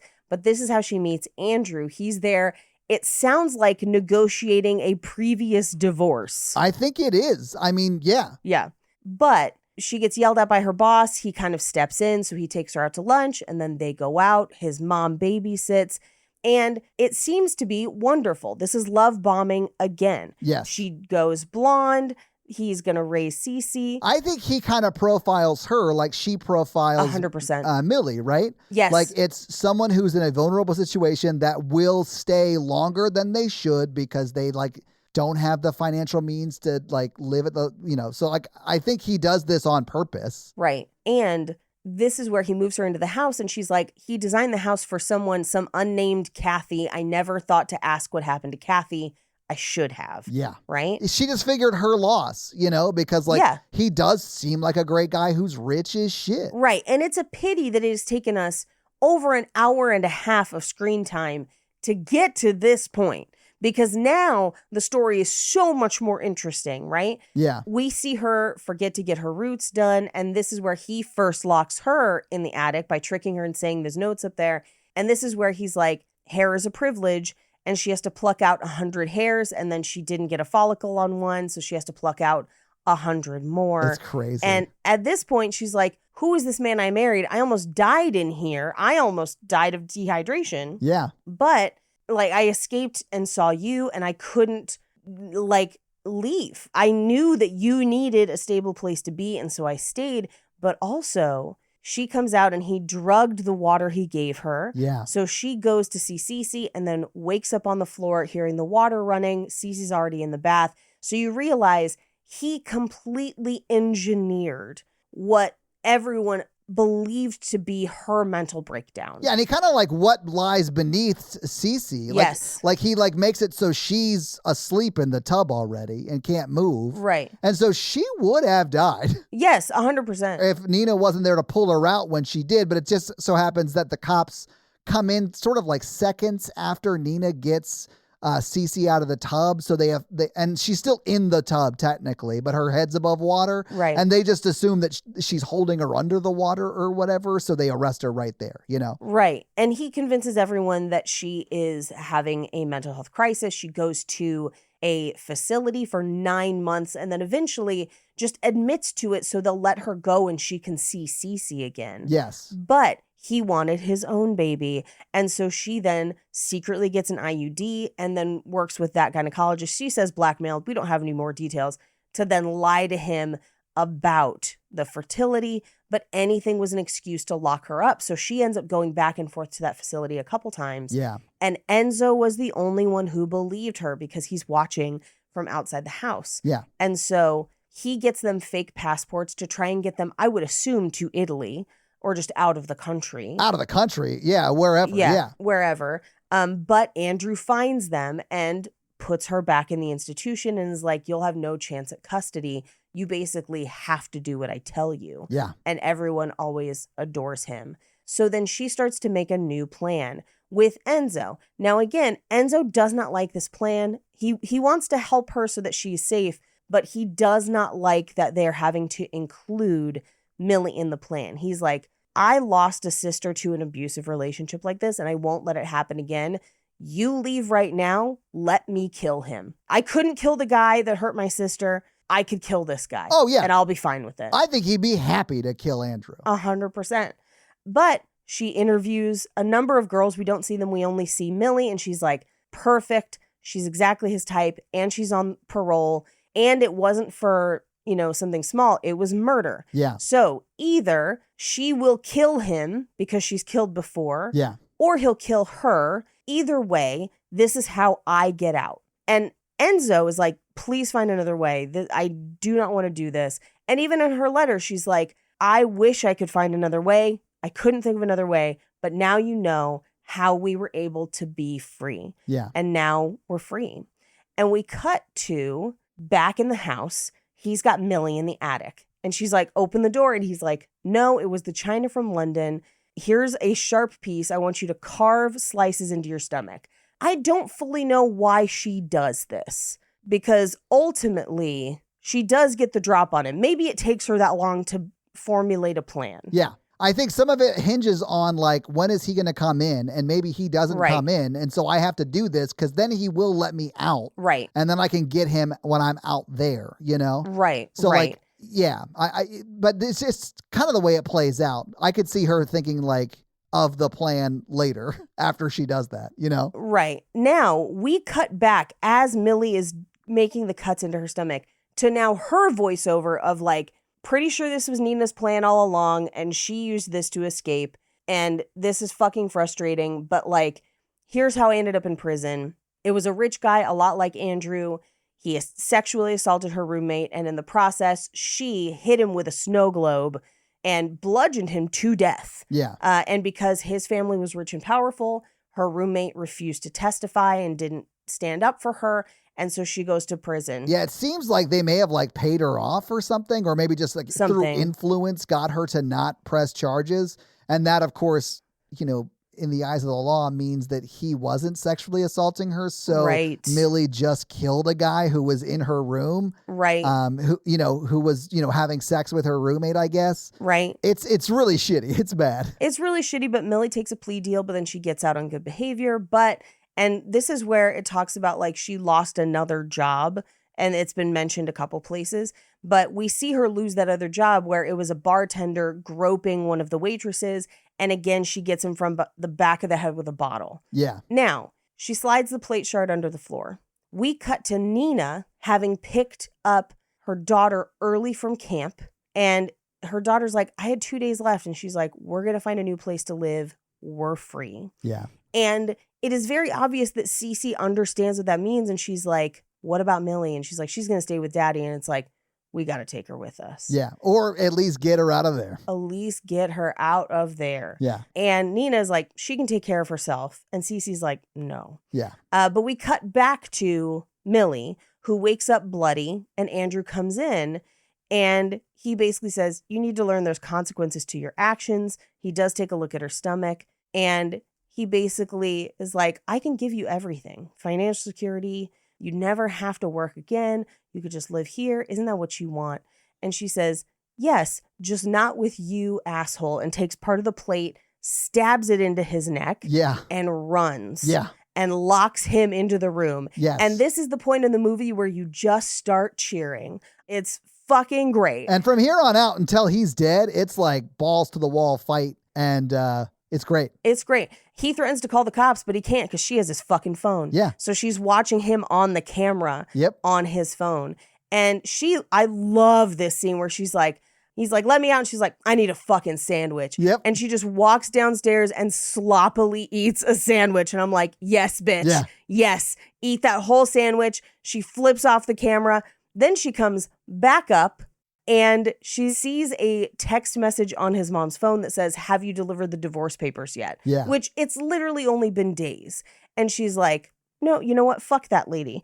Brings up every piece of china. And I'm like, yes. Yep. Brings them up in the bags they're stored in. She's breaking every fucking piece. Every fucking piece. Yeah. And we watch as she just like plate after gravy boat after everything. Well, and she also grabs pliers, right? Because it's like you've got to pull out your front teeth. Yes.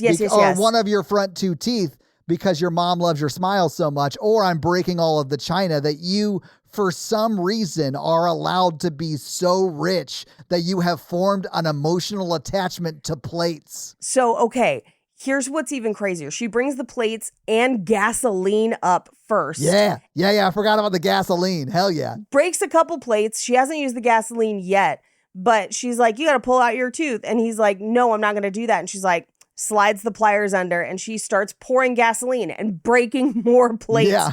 And she basically is like, I'm going to burn your fucking house down. I don't give a fuck. You fucked with the wrong one. Yeah. I've already murdered one person and I would rather fucking go back than live in your fucking house and you're just like, holy shit. Yeah. Oh my God. It's great. That's what I mean. It's like balls to the wall, the rest of this movie. It's great. Fucking go, Millie. So he does rip out his tooth. Yep. And she's like, hey, you forgot to ask why I was in prison. It was murder. It was murder. Yeah. It was murder. So he does rip the tooth out and he puts it back under the door and she looks at it and she's like, all right, I'll come back in the morning. And then just leaves him there with the smell of gasoline and broken plates. Yep. Just trapped in that room. And she's just like drinking booze in the screening room. I love this for her. Yeah, me too. It was great. Love it. They made like the point to call out in the beginning that like you cannot be heard from this room. Right. So I just love that he's screaming and he cuts to her downstairs just like watching TV. Can't hear a damn thing. I mean, she can hear the TV, but can't hear him at all. She does like watch him on camera, like banging on the door. She can't hear anything. Yeah. And then we see that Nina has showed up and sees the light in the attic, assumes that Millie is in the attic. Yeah. So she comes inside, goes upstairs. She runs up those stairs immediately. And Millie is like, wait, is somebody in the fucking house? And in the attic, he's up against the door, so she can't really see him on camera. Yeah. But Nina goes up the stairs. Millie comes up behind her and is like, don't open the door. It's me. I'm out here. But it's too late. Nina has unlocked the door to free who she thinks is Millie. But it's Andrew. And now it is an all-out brawl. Yeah. Because he like throws them down the stairs. He is fighting them tooth and nail. He's got Nina on the staircase. He's trying to choke Millie. And it looks like at one point that Millie gets a chance to escape out the front door and she's fucking gone. Yeah. And Andrew is like, well, Nina, I guess you came back for nothing. I guess you're going to stay and you're going to be in the fucking attic now. And fuck you for this, because if that girl tells anybody anything, we're fucking screwed. So you're going to have to sweep this under the rug and we're going to get my tooth fixed and everything. Yeah. And I do love that Nina in this moment is like, everything you have is a lie. Yeah. Your smile is fucked up. It's not your kid. I don't love you. This house is fucking fake. All of this is fucking fake. Yeah, your daddy gave you your job. Like, you're a fucking loser Nepo baby who is like an abusive douche. I love this moment so much. Yeah. Yes, and I would rather be dead than spend another fucking day with you. So fucking kill me. And he says, it would be my pleasure. But who's behind him? Millie, who says, the pleasure's all mine. and shoves him through the center of that spiral staircase. Yeah. Now, at this point, Nina reaches out and pulls a light bulb out of the chandelier and drops it. Yes. Because the story is now going to be that he fell trying to change a light bulb. Yeah. And they drop his tooth there as well. She goes and places it on the ground next to him because it was in her pocket. She pocketed his tooth and was going to keep that shit. And I love that. Good for her. Yeah. She earned that tooth. I agree. But Nina then says, like, you didn't deserve any of this. Just go. And Millie's like, you didn't deserve any of this either. Like, I realize that you have treated me badly, but we can both say that we have a common enemy here. Yeah. She calls Enzo to help them clean up. The cops show up and they're like, so he was changing a light bulb in the middle of the night? And she's just like, yeah, weird fall. And they're like, so how'd he get the cut on his neck? And they're like, there's like pretty deep cut on his neck. yeah, teeth break. I don't know. Yeah. And I do love that this cop basically is like, I actually knew him. That's Kathy's sister. It's Kathy's sister. He was engaged to Kathy. 8 years ago, she showed up at my house in the middle of the night and she's never been the same since. So sometimes bad things happen to good people. Yeah. Basically like, yeah, we're going to rule this an accident. It's like, you don't get to do that. The coroner does, but fine, whatever. I was fine with it as a shorthand for like not having us see the coroner do it or whatever, you know, like getting it to the beat quicker. I was fine with it, but it would definitely be the coroner. Yes. Yeah. But we cut to his funeral and his mom is there and is like, oh, he had such a nice smile. And all of the PTA moms are like, oh, he's so sad that he's gone. I love your Dalmatian coat. I love your Dalmatian coat. But Nina sees that Millie came, goes over to hug Millie, does give her a check for $100,000. Not enough at all. Not like, enough. I don't know how many millions she inherited, but like not enough. Got to give her a cool mill. But then we cut to sometime in the future. She's interviewing with a new house that looks very much like the same house, Yes. but with a new family. Yes. They probably just use the same set. But she basically is like, I didn't plan on being a housemaid. And she's like, well, Nina recommended you. And as the woman reaches for the knife block on the counter, we see bruises around her wrists. Yeah. And she says, I have to warn you, my husband is a hard man to please. And then we see Millie just go, great. When would you like me to start? Yep. Implying that she is now a evil husband murderer for hire.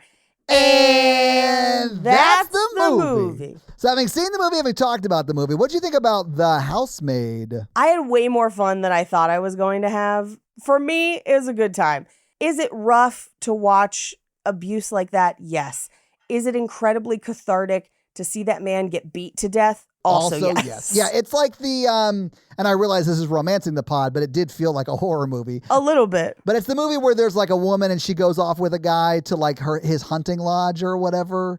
And like she gets like sexually assaulted and abused and they try and kill her and then she goes back and kills them. And she burns the phoenix into her stomach. Yeah. That's, I believe it's called Revenge. I think it is just called Revenge. Yeah. It's kind of like that. Like you have to sit through the terrible, terrible, terrible stuff that she goes through so that you like really love the kills at the end. And if you can't sit through the really uncomfortable, like horrible abuse that they suffer, you don't want to watch that movie. And same with this one. Literally, same with this one. Yeah. Exactly. And that was the director of The Substance, too. So you know it's going to be a little gory. But yeah, it is good. Like, I definitely think if you can sit through the abuse part of it, watch that, you know, because it is one of those like this where you feel just like, hell yeah, at the end of the movie when he's dead. Yeah, much like Fresh at the end when they're beating him to death. You're just like fist pumping the air. Yeah. And that's pretty great. Yeah. I definitely think people should watch this movie one time at least, but it is like slow at points. Sure. You know, like the pacing's not great. Right. But everyone should watch this movie once because it's nuts. Yes. But Paige, do you have any fun facts for us? I do. Well, hit us with your fun facts. Housemaid fun facts. Yes, so we do have some fun facts. Not a ton because this is a fairly new movie, but this is based on Frida McFadden's 2022 psychological thriller novel, The Housemaid. If we want to go through some slight differences between book and movie. And again, I did not read the book. There are other creators that did. Feel free to go watch their videos. You mentioned one earlier. So, who was it? Amanda the Jedi. Amanda the Jedi. Does great. Usually when there is something adapted from a book, they have a really good comparison. Awesome. But I have some notes here. In the book, Andrew forces Millie to balance books while locked in the attic. The movie replaces this with her carving 21 deep cuts into her stomach. Also in the book, Andrew, as we mentioned, dies of starvation, dehydration in the attic. Nice. It is a little more dramatic in the movie. Way more dramatic, yeah. Nina unintentionally frees him, obviously, and then they push him to his death. Enzo, who plays a critical role in the book by supporting Nina and uncovering the truth in the book, is heavily reduced in the film, basically kind of underutilizing that character. Yeah. Now, Nina, at one point, uses pepper spray to escape the attic in the book, but the movie also includes her hiding a knife from Millie, leaving a more violent escape for Millie, but also I think that would have given Nina more agency of like, yes, I did put you in this position. Yes, I left you here, but I left you a weapon, if that makes sense, of like, yeah, you can then more easily get out. I don't think that makes her not a villain, but it's nice. It helps a bit. Yeah, it does help a bit. Yeah. In the book, the attic is a small closet versus an actual room. And in the small closet, there is, quote, a hair chandelier. Now, you remember in the main room, we see this chandelier a couple times in the movie. Yeah. People don't know if it's intentional or not. The question is the chandelier Nina's hair, or is it just a stylistic choice? It's definitely blonde hair, and we know he's into blondes. Like, that's why The Roots is a big thing for him, you know? Yep. And not the 1980s movie, like her roots. Right. Yeah. Now, on Reddit, some people have said that they thought the pacing is rushed. If this is rushed for you, I understand if you read the book and you're like, oh, they're leaving stuff out. Yeah, I was going to say, if they read the book, I could kind of see that, but this is so slow. Especially the first act is so slow. It's so slow. Yeah. But there's probably a huge long build in the book. So if you read the book, right. I get it, you know? Yeah. Another kind of changing is, and much like the movie, the book is told in two different points of view. So it's told in Millie's point of view and then Nina's point of view to show what really happened, which I do think robs Nina of some agency in both, because you don't see her planning as much, but it does make for an interesting reveal if you did not see it coming. Yeah. The pulling out teeth is in both the book and the movie, which is great. Millie also at one point slits his throat, and as he bleeds out, breaks more of his mother's china, but then ultimately he does die of starvation. All right. At the end of the book, Millie teams up with Enzo to form a group to help women in abusive relationships. That doesn't exist in the movie, but the flash forward to a year later implies that is kind of what they have set up. Now, he is a much larger part in the story in general. He helps Nina escape multiple times. Yeah. And Millie at one point makes a move on him, knowing that it would be smarter than going after Andrew, a married man, but he turns her down. After she escapes, Nina and Enzo spend a night together, but he tells her that it's not right to leave Millie in danger, and so he calls to alert her that the attic light is on and that Millie hasn't been seen in days so that they can come rescue her. Shit, so like the night they spent together was the one I was like, that's when it should happen. Yeah, okay. That's when it should happen. Yeah. And those are your fun facts. Well, thank you for those fun facts, Paige. Let's talk a little bit about box office. So what do you think the production budget was for The Housemaid in 2025, so last year? I think it is largely a single location, but it is a pretty big kind of fancy house. Yeah. That does reduce some of your costs though. So I'm going to say this is probably at least $35 million. Oh, damn, Paige. Exactly $35 million. Nice. Now, if you adjust for inflation, even though it was just a year ago, it's now $35.5 million because we've had $500,000 worth of inflation on that amount of money. Right. Which is heartbreaking. Yep. And now, the movie did come out December 19th of last year. It was third the weekend it came out. It was beat by Avatar, Fire and Ash, the movie David. Then number 3 was The Housemaid. Number 4 was The SpongeBob Movie, Search for SquarePants. And number 5 was Zootopia 2topia. Now, Paige, what do you think The Housemaid made in its opening weekend when it was third? I'm going to guess opening weekend, this makes about $8 million. Ooh, quite a bit better. It made $19 million. Just over $19 million. In fact, all top 5 made more than $8 million. Zootopia 2topia brought in 14, and it was 5th. And honestly, it was almost $15 million that weekend. Now, check this out. So for the first 6 weeks, this movie was in some variation of the top 4. So in its second week, it drops to 4th place in the box office rankings. And then for the next 2 weeks, for its 3rd and 4th week, it was 3rd. And then it dropped to 4th again for 2 more weeks. So like this movie was again in the top 4 for 6 weeks total, which is incredible staying power. Anyway, that's pretty good. It then dropped to 8th in its 7th week and then was never again in the top 10 and went out of theaters after 11 weeks, which is pretty recently. Just on February 27th, it was in theaters. Anyway, so what do you think it brought in domestically in its box office run? Let's see, it made 19. I think this is going to make at least 68 million. Paige, almost double it. $127.4 million. Good for them. But Paige, then you have to more than double it for just the international portion at $271 million. Make the John Wick universe out of this movie. Yes, I honestly want them to, like, at the beginning of the next movie, show the diner scene, you know? Like, that would be enough to fix all of the problems and then literally make 7 of these. Right. But because if you combine it, the international and domestic box office, that's $397.5 million. Whoo, damn. So much money. Yeah. So they could do that. But Paul Feig is already a rich man, so maybe he's going to let like artistic integrity hold true. Yeah, maybe. But honestly, please sell out and give us 7 more of these. I want them. I think there might be more. I think there's a sequel book.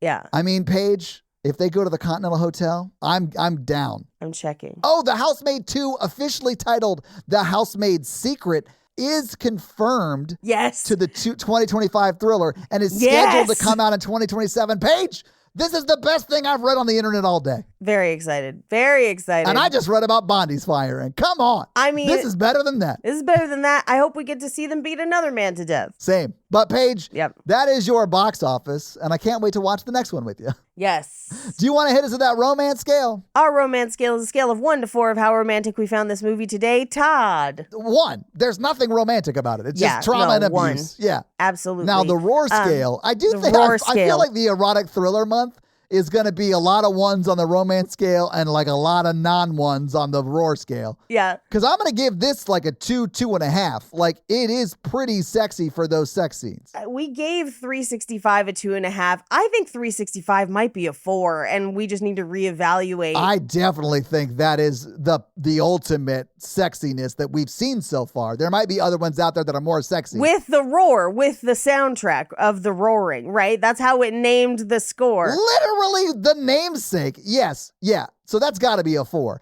Because if that's a 4, this is less sexy, but sexy. Right.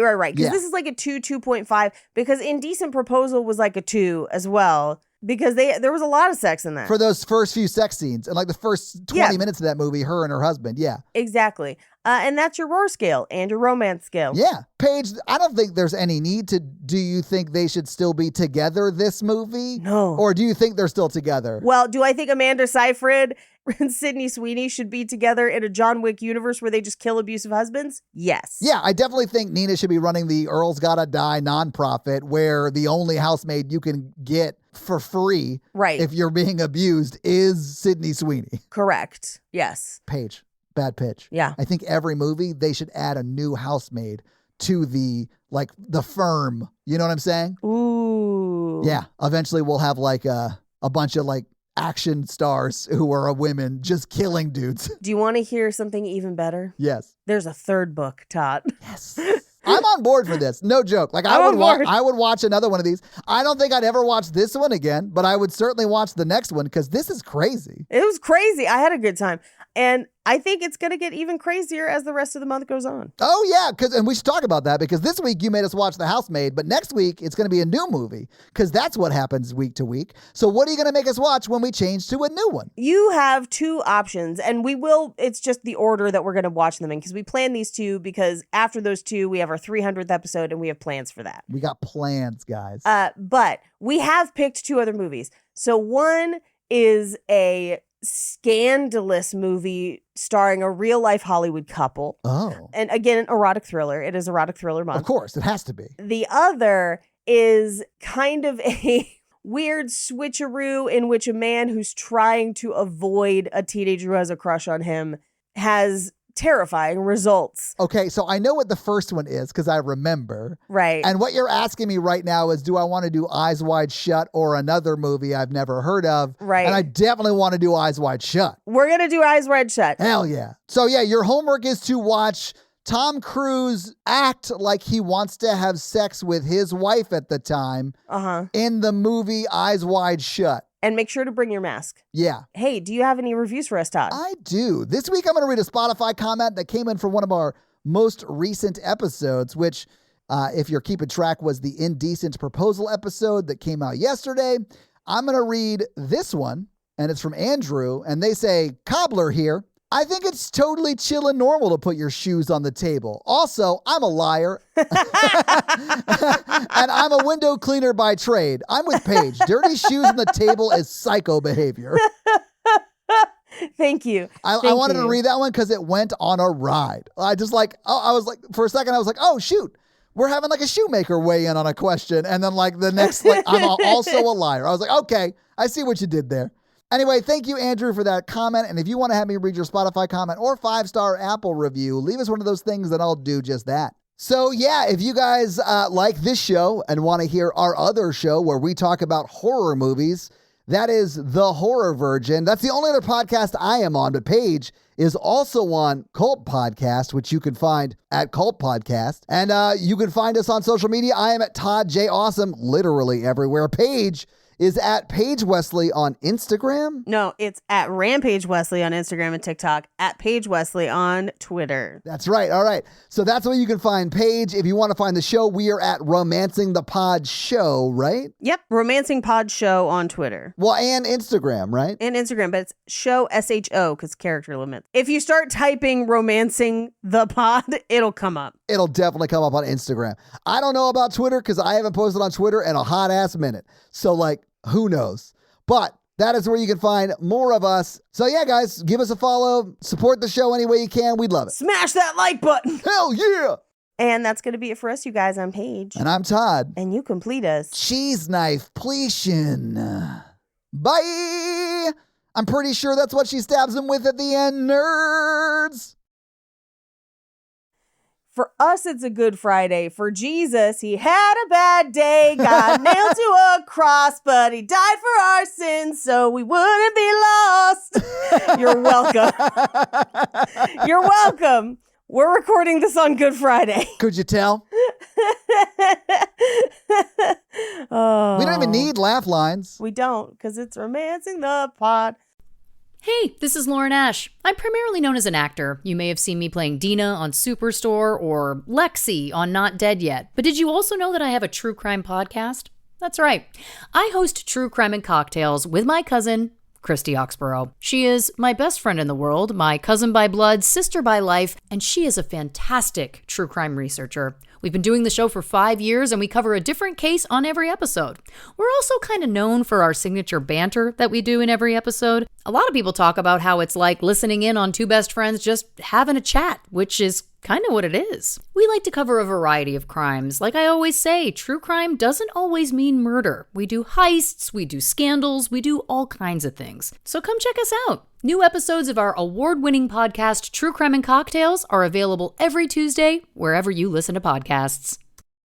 Hi, I am Mandy Moore. Sterling K. Brown. And I'm Chris Sullivan. And we host the podcast That Was Us, now on HeadGum. Each episode, we're going to go into a deep dive from our show, This Is Us. That's right. We're going to go episode by episode. We're also going to pepper in episodes with different guest stars and writers and casting directors. Yeah. Are we going to cry?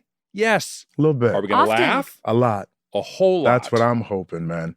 Listen to That Was Us on your favorite podcast app or watch full video episodes on YouTube or Spotify. New episodes every Tuesday.